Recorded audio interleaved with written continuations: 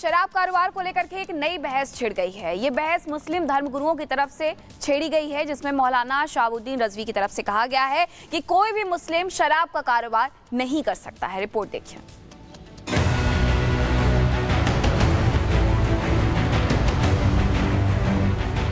इस्लाम में शराब हराम है या हलाल, ये बहस सदियों से चली आ रही है, लेकिन अब ऑल इंडिया मुस्लिम जमात के अध्यक्ष मौलाना शहाबुद्दीन रजवी ने शराब को लेकर बड़ा बयान दिया है। मौलाना शहाबुद्दीन ने शराब के कारोबार को हराम बताते हुए मुसलमानों के नाम से जारी ठेकों के लाइसेंस रद्द करने की मांग उठाई है। चाहे कोई दुकान ही करने वाला मुसलमान ही क्यों न हो, जिसको शरीयत ने हराम करार दे दिया गया वो हराम है, जो नाजायज करार दे दिया गया वो नाजायज है, अगरचे कोई कितना बड़ा मुसलमान उसको क्यों ना अपनाए। शरीयत का हुक्म बदला नहीं जा सकता। शहाबुद्दीन रिजवी ने कहा है कि इस्लाम में शराब पीना और उसका व्यापार कराना दोनों ही हराम है। उन्होंने मुसलमानों से अपील की है कि वो शराब और इसके कारोबार से दूर रहें। इस्लाम ने शराब को हराम करार दिया।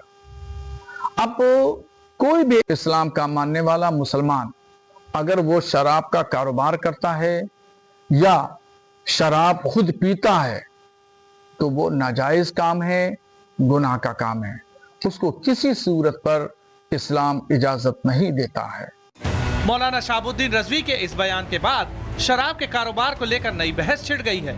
मौलाना रजवी ने मुस्लिम नामों से जारी शराब के ठेके रद्द करने की मांग उठाई है।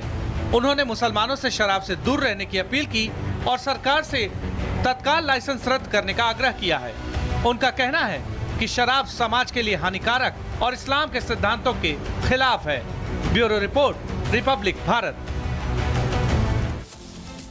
पूर्वांचल में खौफ का दूसरा नाम बन चुके माफिया मुख्तार अंसारी की संपत्ति को जब्त करने का काम इस वक्त जोरों से चल रहा। न सिर्फ मुख्तार अंसारी बल्कि मुख्तार अंसारी की पत्नी अफसा अंसारी के नाम से जो अवैध संपत्ति है उसको भी कुर्क करने का काम तेजी से किया जा रहा है।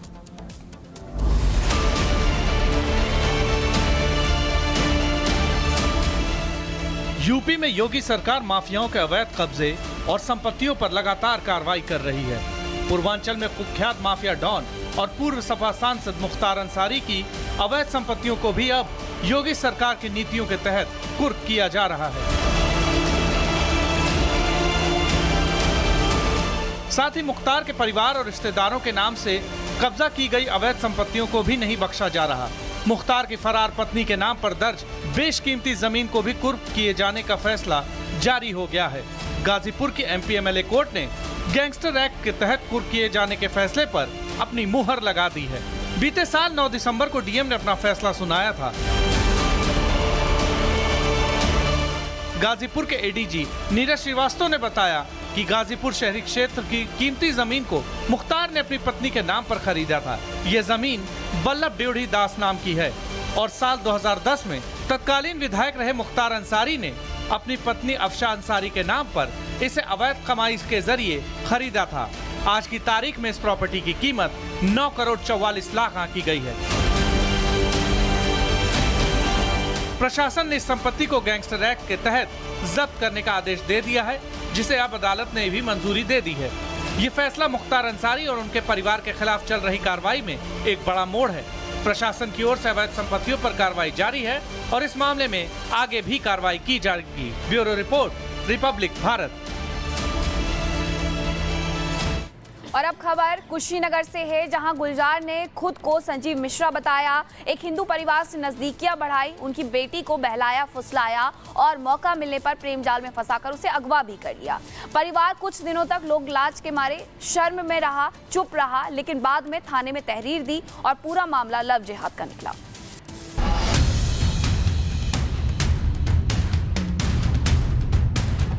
योगी आदित्यनाथ महाराज जी से यही कहना है कि मेरी बेटी को बचाएं। जिंदगी जहर की तरह लग रही है। घर में घुसे दरिंदे को नहीं पहचान पाने की इतनी बड़ी सजा मिली है कि परिवार तिनके की तरह उजड़ गया है। आरोप है कि इनकी बेटी लव जिहाद का शिकार हो गई, बहुत ही सुनियोजित तरीके से, और जिसने अंजाम दिया वो कोई और नहीं बल्कि एक मुस्लिम युवक है। नाम है गुलजार अंसारी, जिसने लव जिहाद की ऐसी घटना को अंजाम दिया कि उसे जानने के बाद आप भी हैरान रह जाएंगे।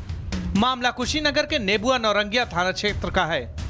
उत्तराखंड के भगवानपुर थाना मंगलौर का रहने वाला गुलजार नेबुआ नौरंगिया में मजदूरी का काम करता था। बगल में अगवा हुई लड़की का घर भी था। गुलजार अंसारी की गंदी नजर उस पर पड़ी तो उसने अपना नाम संजीव मिश्रा बता दिया ताकि पंडित परिवार में घुल मिल सके, और वही हुआ। मिश्रा बना गुलजार अपने मकसद में कामयाब हो गया और युवती को अगवा कर लिया।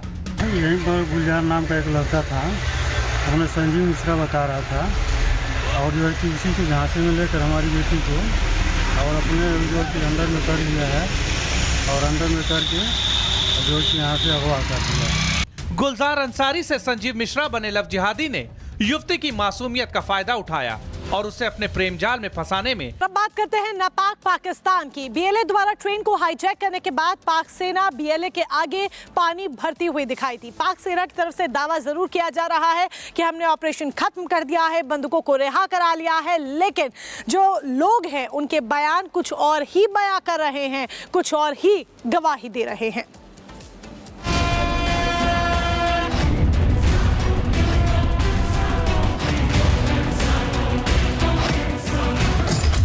बलूचिस्तान की पहाड़ियों पर बीते 2 दिन तक सिर्फ एक ट्रेन नहीं फंसी थी।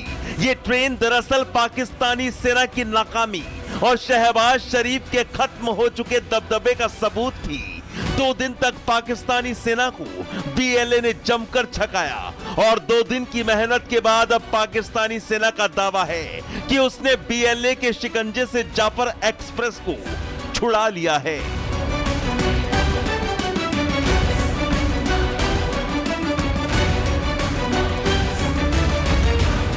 पाकिस्तानी अधिकारियों ने बुधवार को बताया कि हाईजैक की गई ट्रेन को उग्रवादियों के चंगुल से छुड़ा लिया गया है और 33 विद्रोहियों को मार गिराया गया है। 300 से अधिक बंधकों को बचा लिया गया है। हालांकि 21 यात्री और 4 सैनिक इस अभियान में मारे गए, लेकिन मारे गए बंधकों के बारे में कोई जानकारी साझा नहीं की गई है।